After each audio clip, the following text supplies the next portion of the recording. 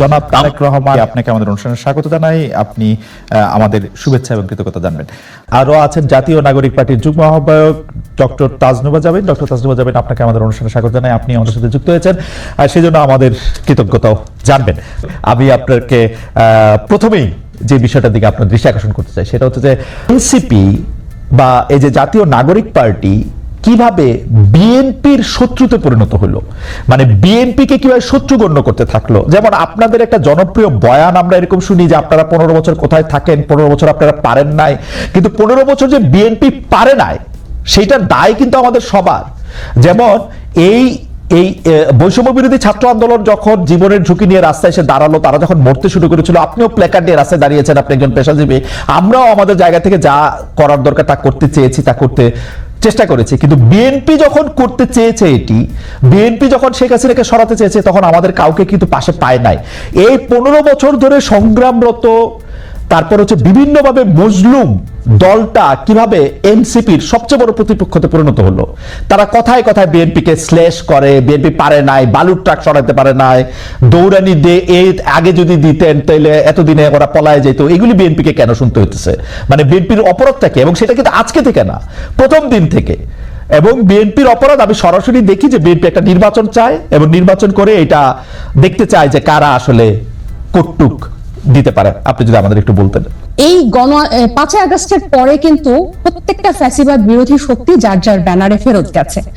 এখন যখন গণ অভ্যুত্থানটা নিয়ে প্রশ্ন ওঠে, গণ অভ্যুত্থানের ভাগিদার নিয়ে প্রশ্ন ওঠে, সবাইকে কিন্তু সমান সেটার অংশীদার তারা দাবি করে, খুব ভালো কথা। কিন্তু যখন ব্যর্থতা বা কোনো ধরনের জবাবদিহিতার মধ্যে পড়তে হয়, তখন কিন্তু শুধু ছাত্র তরুণদেরকে পড়তে হয় বা এই গুটি কয়েক ছাত্রকে ধরে পড়তে হয় যে, এবং এই শত্রু বা তারা 15 বছরে কিছু পারে নাই, এই কথাটা কিন্তু শুধু ছাত্র তরুণদের পক্ষ থেকে যায় না, তা জনগণের পক্ষ থেকেও যায়।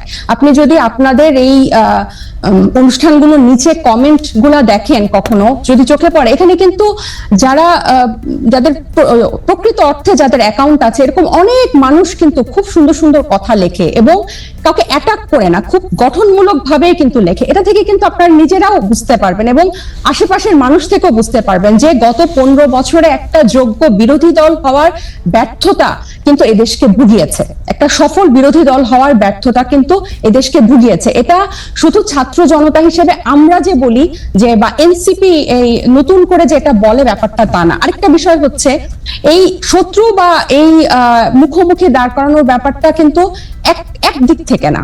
আপনি দেখবেন এই যে কিছুদিন আগে এক টক শোতে আমার এক সহ আলোচক বলছিলেন, আমি 90 সালের গণ অভ্যুত্থানের একটা কথা বলছিলাম, উনি বলছেন 90 সালে তোমার বয়স কত ছিল? বেয়াদব, অপরিপক্ক, আদব কায়দা জানে না, তোমাদের বয়সে মানে এক একজনের, আমাদের রাজনৈতিক জীবন বা রাজনৈতিক পথ চলা তোমাদের বয়সের বেশি।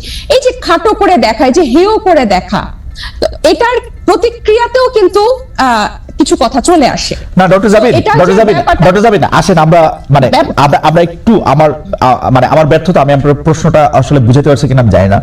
আমার কাছে যেটা মনে হয়েছে যে বিএনপি গত 13 বছর ধরে, স্পেসিফিকলি বললে যে 2012 সালের পর থেকেই বিএনপি এই একটা সরকারের কাছে একটা দাবি জানায় আসতেছে, দরকার হলে সরকারকে বলতেছে ক্ষমতা চাইতে একটা সুষ্ঠু নির্বাচনের কথা বলতে। এবং এইটার মধ্যে কিন্তু বিএনপি কোনোদিন কোনো আড়াল নিতে পারে নাই। বিএনপি কিন্তু কোনো ছাত্রলীগের মধ্যে গিয়ে বলতে পারে না যে বঙ্গবন্ধু মহান নেতা, আমরা সবাই বঙ্গবন্ধুকে ভালোবাসি, এই কথা বলে কিন্তু বিএনপি রাজনীতি করতে পারে নাই। বিএনপিকে রাজনীতিটা করতে হয়েছে বিএনপির কথা বলেই, শেখ হাসিনার এগেইনস্টে কথা বলেই বিএনপি রাজনীতি করতে হয়েছে। তার জন্য মামলা, মোকদ্দমা, জেল, জুলুম যত কিছু করছে, চা খাচ্ছে। বৈষম্য বিরোধী ছাত্র আন্দোলনের নেতারা কিন্তু শেখ হাসিনার বিরুদ্ধে ফেসিবাদী আন্দোলনে গেছে হচ্ছে অনেক পরে, অনেক জায়গার পরে। সে সময় তাদেরকে আমরা মুক্তিযুদ্ধের স্লোগান দিতে দেখছি, তাদেরকে আমরা বঙ্গবন্ধুর ভাষণ দিতে দেখছি, এবং আমরা দেখছি যে তারা নানাভাবে নানা ধরনের আড়াল নিচ্ছেন। বিএনপি কিন্তু এই সুযোগটা পায় না। আমার প্রশ্নটা হচ্ছে, যেই বিএনপি এত ত্যাগ করলো এবং তারা কিন্তু সরকারে গিয়া 3 জন মন্ত্রী হয় নাই, 3 জন মন্ত্রী এই বৈষম্য বিরোধী ছাত্ররাই হয়েছে। তারা কিন্তু কোনো কিছু দখল করে না, তাদের একটাই চাওয়া ছিল ইলেকশনে যাওয়া। এবং ইলেকশন যাওয়ার পর থেকে বিএনপিকে কি শুনতে হয়েছে আপনাদের কাছ থেকে আপনি দেখেন। আমি ছোট করে একটু বলি, আমার মাফ করবেন, আপনাদের কাছে শুনতে হয়েছে বিএনপি নাকি আওয়ামী লীগকে পুনর্বাসন করতেছে। বিএনপি নাকি আওয়ামী লীগকে নিয়ে আসতেছে, আওয়ামী লীগ দিয়া বিএনপির নেতারা যেভাবে ক্ষতিগ্রস্ত হয়েছে তার 100 ভাগের একবার বাংলাদেশে কেউ হয় নাই। এরপরও বিএনপি কেমনে শত্রু হইল এনসিপির, এইটার কারণটা কি? মানে বিএনপি কে ক্ষমতা থেকে ঠেকানোটা কেন এত জরুরি হয়ে পড়লো? এখানে এটা শত্রুতার প্রশ্ন না খালেদ ভাই। এই যে কেন শুধু সুষ্ঠু নির্বাচনই চেয়েছিল, নির্বাচন কেন্দ্রিক রাজনীতি তারা করেছে। এই যে হাসিনা কিভাবে এই 3টা অবৈধ নির্বাচন করে ফ্যাসিস্টের সাম্রাজ্য টিকে রেখেছিল, তাদের রাজনীতিটাই ছিল নির্বাচন কেন্দ্রিক। কারণ নির্বাচন হলেই শুধু গণতন্ত্র হবে, গণতন্ত্র ফিরে আসবে, এটা তাদের একটা রাজনৈতিক একটা চালের, এটা বা তাদের কি বলবো আমি, পরিকল্পনার ভুল বলবো, যে তারা সবসময়, আপনিই বলছেন যে তারা সবসময় সুষ্ঠু নির্বাচনই চেয়েছে। কেন তারা হাসিনার এই যে তার যে সাম্রাজ্য, 3টা বিভাগ, এই যে সবকিছু তার একক কর্তৃত্বে, একক হাতে, প্রত্যেকটা রাষ্ট্রীয় প্রতিষ্ঠানের একটা ইট পাতা যে হাসিনার কথা ছাড়া বা স্বৈরশাসকের কথা ছাড়া চলতো না, বা মানুষকে সম্পৃক্ত করার যে রাজনীতি, এটা তো বিএনপি করতে ব্যর্থ হয়েছে। এবং জনগণের কথা না বলে, জনগণ এই যে এখনো তারা যে 31 দফা বলে বলে যেসব গণভোট অসম্ভব বলছে, যেসবে আমরা জনগণকে সম্পৃক্ত করতে চাচ্ছি, বিএনপি আবার সেসব জায়গায় জনগণকে দূরে ঠেলে দিয়ে আবার নির্বাচনের কথা বলছে। এখানে কিন্তু আপনি দেখেন তারা কিন্তু আবার জনগণকে নিজেদের থেকে দূরে সরাচ্ছে। জনগণ কিন্তু তাদেরকে চাচ্ছে, এবং তারা একটা প্রতিষ্ঠিত রাজনৈতিক দল, তারা নির্যাতিত রাজনৈতিক দল। আপনি নিজেই বলছেন যে তারা সব সময় সুষ্ঠু নির্বাচন চেয়েছে।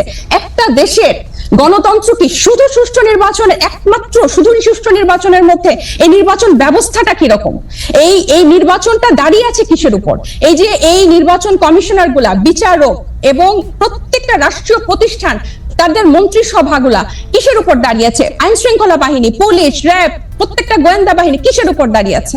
এগুলো সংস্কারের কথা, এগুলোর বিরুদ্ধে কথা, প্রত্যেকটা সবসময় তাদের একটা উপর দিয়ে কথা, যে চেষ্টা করা হবে, পরিবর্তন করা হবে, কিন্তু স্পেসিফিক্যালি উপায়টা কি, পথটা কি, তারা জনগণের কাছে সেটা পরিষ্কার করে না। যেটা ছাত্র জনতা বা এখন পরবর্তীতে হয়েছে, হয় আন্দোলনটা কোটা বিরোধী আন্দোলন দিয়ে শুরু হয়েছিল, এবং সব সময় কিন্তু এটা একটু বাংলাদেশের ইতিহাসে প্রথম না, একটা দিয়েই শুরু হয়েছিল।